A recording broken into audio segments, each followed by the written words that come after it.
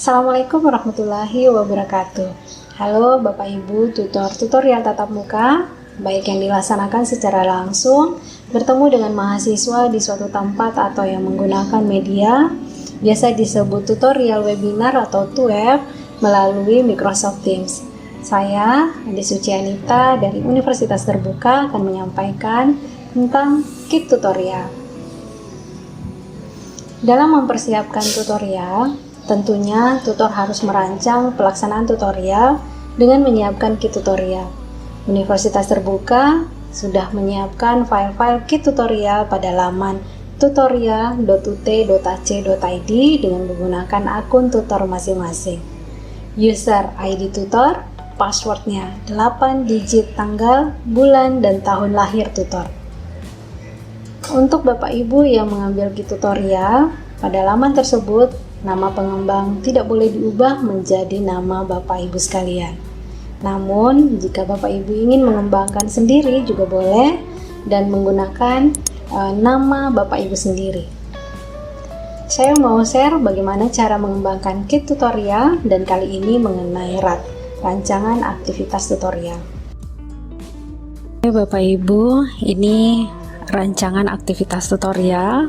Nah, dalam form ini sudah tertulis kode ISO yang harus tertera di form ini, ya. Kemudian tuliskan program studi yang Bapak Ibu ampu mata kuliahnya. Kemudian di sini tuliskan nama mata kuliah, kode mata kuliah. Ini Bapak Ibu bisa lihat di surat tugas, kemudian jumlah SKS. Bisa Bapak Ibu lihat di buku materi pokok. Kemudian nama pengembang adalah nama Bapak Ibu sendiri, nama penelaah ini tergantung UPBJJ-nya. Ada yang menuliskan PJ wilayah, ada yang menuliskan PJ tutorial. Nah, ini tergantung dari UPBJJ. Nah, silahkan ditanyakan ke UPBJJ-nya masing-masing. Kemudian deskripsi singkat mata kuliah, ini berisi gambaran utuh materi mata kuliah, manfaat mata kuliah, strategi pembahasan materi, evaluasi hasil belajar, dan relevansi mata kuliah dengan mata kuliah lainnya. Nah, ini untuk memudahkan Bapak Ibu bisa melihat di cover belakang BMP. Tinggal pindahkan saja, ketikkan di sini. Capaian pembelajaran mata kuliah, ini juga terdapat di BMP, lihat di tinjauan mata kuliah. Kemudian tahun pengembangan, tuliskan tahun pengembangan kit tutorial 2021. Nah, ini ada tabel ratnya terdiri dari 8 isian, 8 pertemuan, berarti nanti jadi 8 baris juga nih nantinya. Ini tutorial ke capaian pembelajaran khusus, kemudian pokok bahasan, sub pokok bahasan, aktivitas belajar, modus, ini pilihan modusnya, kemudian tugas tutorial, dan daftar pustaka. Nah, Bapak Ibu, untuk capaian pembelajaran khusus, ini kita bisa lihat di pertemuan pertama misalnya, tuliskan semua capaian pembelajaran umum dan khusus yang terdapat pada BMP.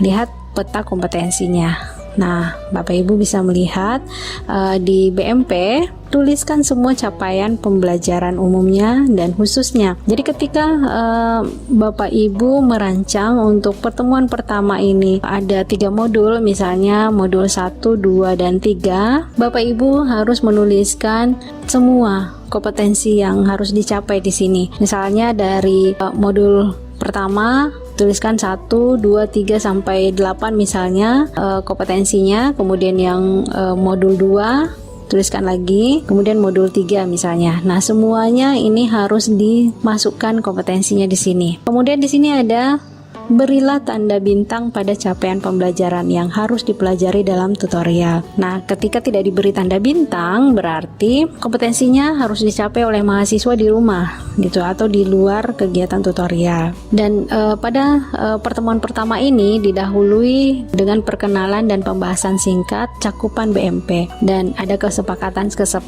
dengan mahasiswa di pertemuan pertama ini mengenai kehadiran, penilaian antara Microsoft Teams dan LMS ini harus disepakati dengan mahasiswa. Kemudian pokok bahasan, tuliskan judul materi yang akan dibahas sesuaikan dengan kompetensi yang terdapat pada modul.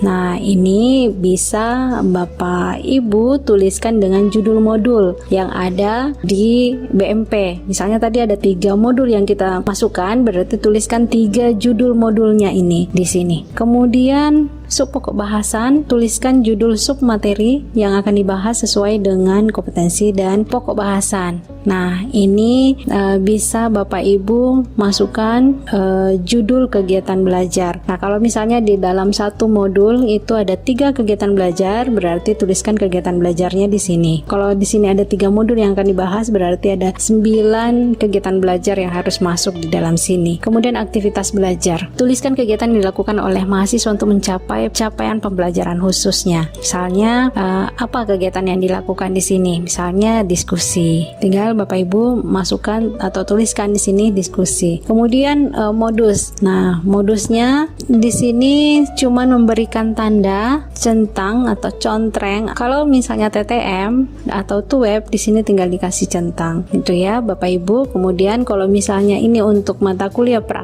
praktikum atau berpraktek, ini tinggal dicentang di sini aja Bapak Ibu. Jadi hanya pilih salah satunya saja. Kemudian tugas tutorial. Beri tanda contreng juga nih jika capaian pembelajaran khusus akan diuji melalui tugas tutorial. Kemudian di daftar pustaka, tuliskan nomor urut daftar pustaka atau OIR yang terdapat di bawah tabel ini dan sesuai dengan capaian pembelajaran khusus. Nah, ingat teman-teman, ingat Bapak Ibu bahwa di sini hanya menuliskan nomor urutnya. Nah, kemudian Bapak Ibu daftar pustakanya ditaruh di mana? Ini di bawah. Tuliskan daftar pustakanya di sini atau sumber OIR-nya, apa style, edisi 7. Bapak Ibu bisa menuliskan sesuai contoh seperti ini.